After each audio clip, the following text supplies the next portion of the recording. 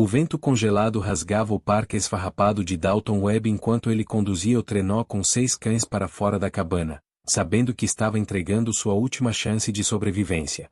As 2 jovens paradas na beira da floresta não deveriam estar ali. Uma mal conseguia ficar de pé, sustentada pelo braço da irmã, o sangue se congelando em preto sobre a neve debaixo da bota. Elas não falaram. Não imploraram. Apenas observavam com olhos que já haviam desistido de esperar misericórdia do mundo. Dalton passará 4 meses sozinho naquela cabana decadente. 4 meses desde que o gelo levou sua esposa, quando ela caiu enquanto verificava as redes. 4 meses sem ouvir a voz de outro ser humano. Os cães eram tudo o que lhe restava, sua única maneira de alcançar o posto comercial, a 60 milhas ao sul. Sua única fuga da fome lenta que se aproximava. Mas algo no silêncio entre aquelas irmãs quebrou alguma coisa dentro dele. Ou talvez tenha fechado de vez a ferida que sangrava desde o dia em que ele tirou o corpo congelado de Ana da água escura. Ele avançou, as botas afundando na neve fofa, e estendeu a corda do trenó. A irmã mais velha o encarou como se ele tivesse lhe entregue uma arma carregada. Os olhos da mais nova se arregalaram, confusos e tomados pelo medo. Não era assim que as coisas funcionavam ali no norte. Caçadores brancos não entregavam sua sobrevivência a gente como elas. Não naquele território. Nunca. Dalton apenas assentiu na direção do horizonte do sul, onde morria a última luz arroxeada, e recuou para a escuridão crescente. Elas pegaram os cães. E desapareceram na nevasca que o vento trazia. O que Dalton não sabia, o que não tinha como saber, era que alguém o observava do alto da encosta acima da cabana. Alguém que viu tudo. Alguém que levaria aquela imagem através da tempestade até um acampamento de inverno onde 200 caçadores aguardavam notícias das filhas desaparecidas de seu líder. Quando o amanhecer chegou, Dalton estava de pé na porta, o café congelado dentro da caneca de lata, olhando o horizonte mudar. Ele se encheu de formas. Dezenas primeiro. Depois, centenas. Avançavam como uma onda gigante sobre o vazio branco, vindo direto em direção à cabana. Trenós, raquetes, figuras envoltas em peles de caribu e foca, espalhando-se numa formação que parecia ensaiada 1000 vezes. Dalton pousou a caneca. As mãos não tremiam. Parte dele sabia, desde o instante em que soltara os cães, que esse momento viria. Ele havia feito uma escolha que não podia ser desfeita. O que viesse depois já estava gravado no gelo. A pergunta não era se eles chegariam. A pergunta era por que 200 guerreiros estavam vindo até a cabana de um homem que não tinha mais nada a oferecer. Ele não pegou o rifle encostado na parede. Sua respiração se manteve firme, cada exalação formando uma nuvem branca no ar gelado. A formação se aproximava, e ele já podia distinguir os trenós, cada um puxado por cães poderosos que se moviam em ritmo perfeito sobre o lago congelado que separava sua cabana da margem distante. O som o alcançou antes que ele visse os rostos. A respiração sincronizada de 200 cães, o sussurro das lâminas deslizando pela neve, por baixo de tudo, algo mais profundo. O tipo de silêncio que vem antes da violência, ou do julgamento. Ele havia dado a ele seus cães. Seu último bem. A única coisa que o separava de congelar até a morte antes do degelo da primavera. E agora, isso. Dalton pressionou as palmas das mãos contra o batente da porta. A madeira tão fria que queimava sua pele através das luvas. O sol subia, projetando sombras longas sobre o lago. O trenó da frente se destacou da formação, movendo-se devagar, com uma autoridade deliberada. Uma figura ereta, de costas retas, envolta em camadas que o vento fazia ondular como uma bandeira. Atrás dela, a massa de caçadores permanecia imóvel. Esperando. O coração de Dalton batia nas têmporas. Cada instinto gritava para ele entrar, trancar a porta, pegar o rifle e o pouco de dignidade que restava. Mas a decisão já havia sido tomada 4 meses antes, quando ele deixou de se importar se viveria ou morreria. Ontem, ao entregar os cães, ele apenas confirmou isso. O trenó da frente parou na beira de sua propriedade, se é que se podia chamar de propriedade 20 acres de nada congelada, e a figura desceu com leveza, as botas pousando sem ruído sobre a neve. Dalton respirou fundo e caminhou para fora, afastando-se da cabana para que pudesse ser visto claramente. Se aquele fosse o fim, ele não o enfrentaria escondido. A figura se aproximou com passos firmes. O vento puxou o capuz de seu manto, e o ar de Dalton ficou preso na garganta. Era a irmã mais velha. Ela se movia diferente agora. O cansaço da noite anterior havia desaparecido, substituído por algo mais rígido, como se ela tivesse sido esculpida do próprio gelo da paisagem. Mas foram seus olhos que o paralisaram. Não havia gratidão neles. Nem alívio. Eles o mediam. Calculavam. Pesavam algo que ele não sabia nomear.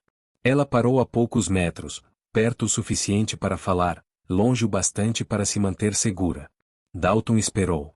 A garganta ardia como se ele tivesse engolido cacos de vidro. A mulher não sorriu, não agradeceu. Apenas o estudava com uma intensidade que fez sua pele se arrepiar sob as camadas de roupa. Atrás dela, os 200 caçadores permaneciam imóveis. Observando. Por fim, ela falou, sua voz cortando o ar congelado entre eles. Ele quer ver você. Não era um pedido. Era uma sentença. Dalton engoliu em seco. Quem? A expressão da mulher não mudou. A quem você deu os cães é filha dele. Você tomou algo sem pedir. Agora ele vai decidir o que isso significa. Atrás dela, a formação se abriu como água. Um trenó emergiu do centro, movendo-se com um peso de autoridade absoluta, mesmo na lentidão. O homem que o conduzia era maior que os outros. Imponente. Mesmo de longe, Dalton sentiu algo emanando dele, uma força que fazia seus instintos gritar em perigo. A mulher virou levemente a cabeça, indicando o trenó que se aproximava. Aquele é Arnaluk, disse ela baixinho. E você está prestes a descobrir o que acontece quando alguém interfere com a família dele. Se você sentiu o peso da escolha de Dalton, não esqueça de se inscrever em Contos do Norte, porque o que vem a seguir mudará tudo o que ele acreditava saber sobre a sobrevivência no gelo. Arnaluk se movia como a água sobre a pedra, suave, inevitável, impossível de deter. Seu trenó deslizava em silêncio, os cães obedecendo a comandos que Dalton não conseguia ouvir. À medida que se aproximava, detalhes começaram a se revelar. O homem era mais velho do que Dalton esperava. Fios grisalhos se misturavam ao cabelo negro que lhe caía sobre os ombros. Cicatrizes marcavam suas mãos, visíveis mesmo à distância. Linhas que contavam histórias de resistência e dor. Mas foi o rosto dele que congelou Dalton. Marcado, firme, indecifrável. Dalton se obrigou a ficar ereto. As pernas tremiam, mas ele travou os joelhos. Fugir não era opção. Implorar não adiantaria. Enfrentaria o que viesse de pé. Arnaluk parou a poucos metros e desceu do trenó com um único movimento. As botas tocaram a neve sem som algum. Por alguns segundos, ele apenas o encarou. Não com raiva. Nem com curiosidade. Mas com algo parecido a uma avaliação, como um homem analisando um objeto cujo propósito ainda não compreende. A boca de Dalton secou.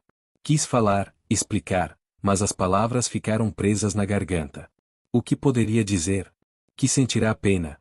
Que não suportava ver mais duas pessoas morrerem naquele deserto congelado. Arnaluk falou primeiro, com uma voz baixa e firme. Você deu meus cães às minhas filhas. Não era uma pergunta. Sim, respondeu Dalton. Seus únicos cães. Sim. Sabendo que morreria aqui sem eles. Dalton assentiu. O ar saía em pequenas nuvens brancas que o vento levava embora. Os olhos de Arnaluk se estreitaram. Por quê? A simplicidade da pergunta cortou mais fundo que qualquer acusação. Dalton vinha se fazendo a mesma pergunta desde o amanhecer. Por quê? Que impulso o levará a entregar sua sobrevivência a duas estranhas? Elas precisavam mais do que eu, disse, por fim. A irmã mais velha deu um passo à frente, ficando ao lado do pai. De perto, Dalton notou a semelhança, os mesmos ossos fortes no rosto, o mesmo olhar inabalável. Meu nome é Kaia, disse ela. A que você salvou é minha irmã, Siku. Ela levou um tiro de invasores de terras, 3 dias ao norte daqui. Queriam os direitos minerais que nossa família possui perto dos depósitos de cobre. Quando nos recusamos a assinar, tentaram nos apagar do mapa. Um frio pesado tomou o estômago de Dalton. Ele conhecia esse tipo de homem. Vinham para o norte com advogados e contratos, mas puxavam o gatilho quando o papel não bastava. Fugimos, continuou Kaia, mantendo a voz firme. Siku foi atingida na fuga. Andamos 2 dias antes da nevasca. Quando chegamos à sua cabana, ela já tinha perdido tanto sangue que eu achei que estivesse morta. O rosto de Arnaluk continuava rígido, mas algo brilhou em seus olhos. Dor, talvez. Ou uma fúria tão antiga que já havia congelado. Você deu a elas a vida, disse. Mas também criou uma dívida. Ali estava. O que Dalton pressentira desde que vira os 200 caçadores no horizonte. Naquela cultura, presentes nunca eram simples. Carregavam peso, dever, consequência. Eu não quero nada em troca, disse baixo. Isso é o que torna tudo pior, respondeu Arnaluk, aproximando-se. Um presente dado livremente não pode ser recusado. Uma vida salva cria um laço que não se quebra. Você se ligou à minha família sem permissão. Sem entender o que isso significa. Os punhos de Dalton se cerraram. 4 meses de isolamento o haviam ensinado a não esperar nada de ninguém. A ideia de que salvar 2 vidas pudesse ser visto como invasão o deixou tonto. Me desculpe, disse, sem saber ao certo pelo que. Arnaluk o observou longamente. Atrás deles, os 200 caçadores permaneciam imóveis, um júri silencioso aguardando o veredito. Minha filha vive por sua causa, disse ele por fim. Essa dívida será paga. Mas primeiro, você precisa entender no que acabou de se meter. Ele se virou, apontando para os caçadores. Esses homens vieram porque eu pedi. Deixaram suas famílias, suas armadilhas, seus acampamentos de inverno para me ajudar a encontrar minhas filhas. Sabe por quê? Dalton balançou a cabeça. Porque os homens que atiraram em Siku não são apenas ladrões de terras. Trabalham para o Consórcio de Mineração do Norte. Uma empresa com contratos territoriais e proteção do governo. Querem nossas terras, e estão dispostos a matar por elas. As palavras caíram como pedras quebrando gelo fino. Dalton já ouvirá rumores sobre o consórcio. Qualquer um que vivia ao norte do paralelo 60 já ouvirá. Uma corporação que invadia territórios indígenas com subornos e advogados, apoiada por autoridades que fingiam não ver quando alguém desaparecia. Eles ainda caçam minhas filhas, disse Arnaluk. E agora caçam quem as ajudou. O cerco se fechava. Ele havia salvo 2 vidas, e, com isso, condenado a sua. Kaia tirou algo de dentro da parca, um papel dobrado, manchado de sangue e neve. Entregou a Dalton. Ele o abriu com os dedos dormentes. Era um contrato. Linguagem jurídica que ele mal compreendia, mas o sentido era claro. Transferência de direitos minerais, assinada por autoridades territoriais, datada de 3 semanas atrás. Na parte inferior, rabiscado em outra caligrafia, recuse novamente e sua família desaparecerá. Ninguém irá procurá-los.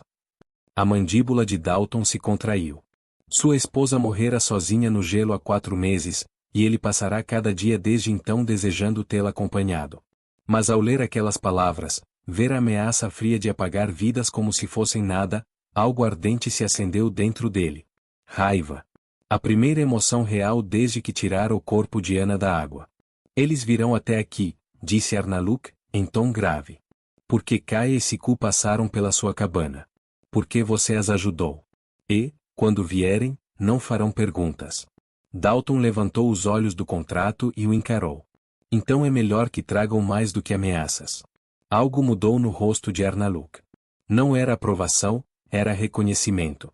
Como se o enxergasse de verdade pela primeira vez. Você deveria ter morrido aqui, disse ele. Sozinho. Esquecido. Mas agora faz parte de algo maior do que a própria sobrevivência. A questão é, será forte o bastante para enfrentar isso? Dalton pensou na cabana vazia, no café congelado, nos 4 meses esperando a morte. Não tenho mais nada a perder, respondeu. Atrás de Arnaluk, um dos caçadores avançou. Jovem, talvez 25 anos, com olhos que caçavam movimento como um predador. Seu corpo parecia feito de tensão e prontidão. Este é Tulok, disse Arnaluk. Ele vai te ensinar o que precisa saber. Se sobreviver aos próximos 3 dias, conversaremos sobre o que vem depois. O vento soprou mais forte, lançando partículas de gelo que ardiam na pele. Dalton olhou para os 200 caçadores, para as mãos marcadas de Kaia, para o contrato manchado de sangue. Ele havia entregado sua última chance de sobrevivência. O que ainda não sabia era que acabará de encontrar sua primeira razão para viver. 3 dias no acampamento de inverno ensinaram a Dalton mais sobre sobrevivência do que 4 meses sozinho. Tulloch se movia pela paisagem congelada como se tivesse nascido dela. Ensinou Dalton a ler o vento pela neve nas árvores, a achar água sob o gelo, a se mover em silêncio onde cada passo parecia um grito. Mas, acima de tudo, ensinou a lutar. Não como nas brigas das vilas do sul, mas com frieza e precisão, golpes para neutralizar, não ferir. Movimentos para sobreviver, não impressionar. Os homens que virão por nós não seguem regras, disse Tulloch. Atiram primeiro. Nunca falam. Acham que somos só caçadores. Obstáculos. Treinavam afastados do acampamento, a 20 graus negativos. Logo, Dalton parou de sentir o frio. Seu corpo aprendeu a gerar calor com propósito. Na terceira manhã, Arnaluk o chamou ao fogo central. Sentado com 4 anciãos, estudava um mapa desenhado em carvão sobre pele de caribu. Siku acordou ontem à noite, disse ele. Contou algo que não sabíamos. Kaia, séria, completou. O homem do consórcio que atirou nela se chamava Ricard. Disse que isso era só o começo. Que tinham contratos em 12 áreas diferentes. Arnaluk apontou o mapa. Aqui é onde estamos. Os outros pontos são famílias como a minha. Comunidades que se recusam a assinar. Eles estão apagando uma por uma. Fazem parecer acidentes, ataques de urso, sumiços sem investigação. A mandíbula de Dalton endureceu. Estão limpando o território. Estão nos apagando, murmurou um ancião. Em 5 anos, só restarão minas e gelo vazio. Arnaluk tirou um diário de couro, úmido e congelado nas bordas. Siku pegou isso no acampamento de Ricard. Achou importante. Entregou a Dalton. As páginas, cobertas de anotações, datas, nomes, pagamentos. No meio, uma lista de líderes tribais marcados em vermelho. O nome de Arnaluk estava lá. O de Dalton, adicionado há 3 dias. Eles sabem que você ajudou, disse Kaia. Vigiaram sua cabana. Dalton olhou o próprio nome, sentindo o peso. Fora invisível por 4 meses. Agora era um alvo. Este diário é prova, disse. Prova que ninguém quer ver, cortou Arnaluk. Juízes, inspetores, políticos, todos comprados. Dalton folheou mais páginas. As datas coincidiam com desaparecimentos conhecidos. Era um padrão. Há um homem que não se vende, disse Tulloch. Um marechal federal, Garret, na capital territorial, 300 milhas ao sul. Já enfrentou o consórcio antes. É o único que eles temem. O rosto de Arnaluk se fechou. 300 milhas em território inimigo. Estarão vigiando as trilhas. Então não seguimos trilhas, disse Dalton. Apontou no mapa uma rota pela serra. Por cima das montanhas. Ninguém tenta no inverno. É por isso que não vão esperar. Os desfiladeiros estarão cobertos, alertou Tulloch. Território de avalanche. Melhor que território de emboscada, retrucou Dalton. Arnaluk o observou. Você iria, sabendo que pode congelar antes de chegar? Já estou morto, respondeu. Desde janeiro. Pelo menos agora o corpo serve para algo. Kaia respirou fundo, entre aprovação e dor. Eu vou com ele, disse Tulloch. 2 andam mais rápido. O silêncio tomou a tenda. O fogo estalava. Do lado de fora, crianças riam, alheias ao destino decidido ali. Se chegarem a Garret, se entregarem às provas, disse Arnaluk, salvarão mais que minha família. 12 comunidades. Talvez todas. Ergueu o braço e segurou o antebraço de Dalton. Você deu meus cães quando não tinha nada. Agora peço algo maior, talvez sua vida. Com certeza, sua paz. Dalton apertou firme. Deixei de estar seguro no dia em que abri a porta. Partiriam ao amanhecer. 2 homens. 300 milhas. Um diário capaz de derrubar um império, ou matá-lo ostentando. À noite, sob a luz verde das auroras, Dalton arrumou sua mochila. Pela primeira vez em meses, sentiu algo além do vazio. Sentiu-se vivo. O que ele não sabia, o que ninguém sabia, era que os homens de Ricard já haviam encontrado o acampamento. E o ataque que planejavam mudaria tudo antes do previsto. O ataque veio 2 horas antes do amanhecer. Dalton acordou com o som dos cães gritando. Não latindo, gritando. O tipo de som que só aparece quando a morte está perto. Saiu do saco de dormir, pegou o rifle que Tulok lhe dera e empurrou a lona da tenda.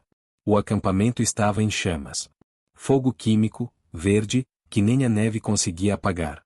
Tendas desabavam, famílias corriam em todas as direções, crianças nos braços, idosos tropeçando na neve. E entre elas, sombras armadas. Homens do consórcio. Pelo menos 20. Dalton avistou Tulok perto do fogo central, lutando corpo a corpo com 2 invasores. Apontou o rifle, mas alguém o atingiu por trás. Caiu no chão gelado, rolou, uma lâmina cravou onde antes estava seu pescoço. O homem sobre ele era enorme, coberto de cicatrizes, usando um casaco de pele que cheirava a óleo e sangue. Sorriu, erguendo o punhal. Dalton chutou o joelho dele com força. O osso se dobrou ao contrário. O homem caiu gritando. Tiros ecoaram na parte leste do acampamento. A voz de Arnaluk cortou o caos, reunindo os caçadores. Mas eram poucos, pegos de surpresa. Não era uma invasão. Era uma execução. Dalton procurou Kaia. A encontrou perto da tenda médica, de pé sobre Siku, um punhal ensanguentado na mão. 3 corpos estavam a seus pés. O diário! Gritou ela. Eles estão procurando o diário. O sangue de Dalton gelou. O diário estava na tenda de Arnaluk, que agora ardia em chamas. Ele correu. O calor o atingiu como um muro brasileiro parte 4, continuação, versão completa e cinematográfica. O calor o atingiu como um muro, mas ele se abaixou e engatinhou sob a fumaça. Suas mãos tocaram a bolsa de couro. Agarrou-a e rolou para fora no exato momento em que a estrutura desabou atrás dele. Uma mão agarrou seu colarinho e o puxou para cima. Era Ricard. Dalton o reconheceu pela descrição de Kaia, alto, bem aparado, olhos frios, como os de quem só enxerga obstáculos a remover. Você deve ser o caçador, disse Ricard com voz calma. O idiota que deu os próprios cães. Ele segurava uma pistola, relaxado. Ainda não apontava. Você tornou isso necessário. Tínhamos um plano limpo, um cronograma perfeito. Aí você interferiu. Dalton apertou a sacola. Está matando famílias por causa de minerais. Estou facilitando o desenvolvimento econômico, respondeu Ricard, com um sorriso curto. Essas pessoas estão sentadas em terras valiosas. Só estou removendo o que atrapalha. Assassinando crianças? Ricard deu de ombros. Danos colaterais. A frieza nas palavras fez algo se quebrar dentro de Dalton. Ele avançou. A arma disparou, mas Dalton já havia se movido. O impacto de seu ombro lançou Ricard para trás, os dois caindo em meio à neve. Lutaram em silêncio. Só violência. Ricard era treinado, mas Dalton lutava como um homem que já havia perdido tudo. Cada golpe era direto, brutal, do jeito que Tulok lhe ensinara. A pistola caiu da mão de Ricard. Dalton a pegou. Poderia acabar ali. Um tiro. Seu dedo tocou o gatilho. Mas então viu Kaia observando, Siku ferida apoiada nela, Arnaluk reunindo os caçadores, crianças sendo levadas por homens que formavam uma linha de proteção. Eles não lutavam com ódio. Lutavam com propósito. Dalton baixou a arma. Você não vale a bala. Foi quando o som de dezenas de trenós ecoou na crista ao sul. Todos pararam. Entre a fumaça, surgiu uma nova formação. Homens de casacos escuros, uniformes federais. À frente, um homem com o distintivo de marechal. Garret. Atrás deles, mais trenós. 50. Famílias de outras comunidades marcadas. Guerreiros de tribos de todo o território. O ataque os havia unido. Os homens do consórcio largaram as armas. De um lado, a lei federal. Do outro, 200 caçadores armados. Garret desmontou, rosto grave, e caminhou até Arnaluk. Recebi notícias há 3 dias. Levei esse tempo para conseguir jurisdição e reforços, disse ele, olhando o fogo. Quase tarde demais. Arnaluk segurou seu braço. Chegou na hora certa. Dalton se aproximou, ainda com a bolsa. Retirou o diário e o entregou. Tudo o que precisa está aí. Nomes, datas, pagamentos. O consórcio vem limpando terras indígenas com assassinatos. Garret folheou sob a luz do fogo. Seu semblante endureceu. Esses nomes são de funcionários federais. Isso vai mais alto do que eu pensava. Ele olhou para Ricard, agora algemado. Você acaba de cometer o maior erro da sua vida. Atacar famílias. Tentar genocídio por lucro. E na frente de testemunhas federais. Virou-se para seus homens. Prendam todos. Assassinato. Conspiração. Incêndio criminoso. Durante a próxima hora, o caos cedeu. Fogueiras foram apagadas, feridos tratados. Os homens de Ricard amarrados e colocados nos trenós, 300 de milhas até a justiça. Dalton se sentou perto do fogo central, exausto. Tulloch veio, o braço enfaixado. Você salvou as provas. Tudo o que precisávamos. Dalton pensou nos cães, na cabana vazia, nos 4 meses esperando morrer. Não salvei nada, murmurou. Só parei de fugir de estar vivo. Kai aproximou-se com Siku, pálida, mas firme. A jovem o encarou e assentiu. Arnaluk veio logo atrás, cinzas no cabelo, o rosto cansado. O marechal disse que o julgamento levará meses. Mas com essas provas, o resultado é certo. O consórcio acabou. Olhou para Dalton. Você podia ter fugido quando começou o ataque. Em vez disso, correu para o fogo por algo que nem te traria benefício. Dalton não respondeu. Minha oferta continua, disse Arnaluk. Você tem um lugar conosco. Pelo tempo que quiser. Dalton olhou ao redor. O acampamento destruído sendo reconstruído, famílias de pé, crianças brincando na neve. Gente que sabia continuar vivendo, mesmo quando o mundo tentava apagá-los. Eu gostaria disso, respondeu. E pela primeira vez desde o dia em que tirou o corpo da esposa das águas congeladas, Dalton Webb sentiu algo diferente do vazio. Sentiu-se em casa. 6 meses depois, Dalton estava na borda do acampamento reconstruído, assistindo o sol se pôr atrás de montanhas que já não pareciam território de outro homem. O julgamento durou 3 meses. Ricard e 14 oficiais do consórcio foram condenados por conspiração, assassinato e tentativa de genocídio. Investigadores federais reviraram cada contrato, cada pagamento, cada desaparecimento inventado. A operação do consórcio no norte desabou sob o próprio peso da corrupção. 12 comunidades indígenas receberam status de proteção. Suas terras não poderiam mais ser reivindicadas por empresas. Os direitos minerais que haviam sido arrancados delas foram anulados. Haveria indenização, embora dinheiro nenhum devolva vidas que já viraram nome lido em voz baixa. Ricard passaria o resto da vida em uma prisão federal. Os outros, destino parecido. A justiça demorou, mas veio inteira.